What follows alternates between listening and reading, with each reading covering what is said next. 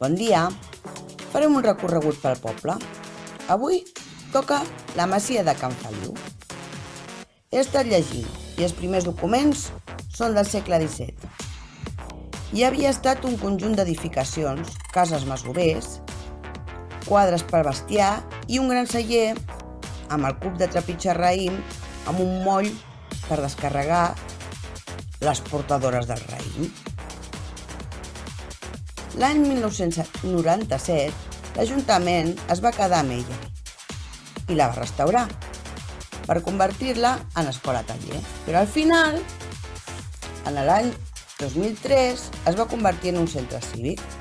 Com a centre cívic, la masia té diferents sales, perquè les entitats muntin reunions, activitats. Tenen que ser activitats o associacions que estiguin en el registre municipal d'associacions. I per demanar l'ús s'ha de fer una sol·licitud, com tot. Però important, s'ha de fer un ús amb fins socials sense ànims de lucre.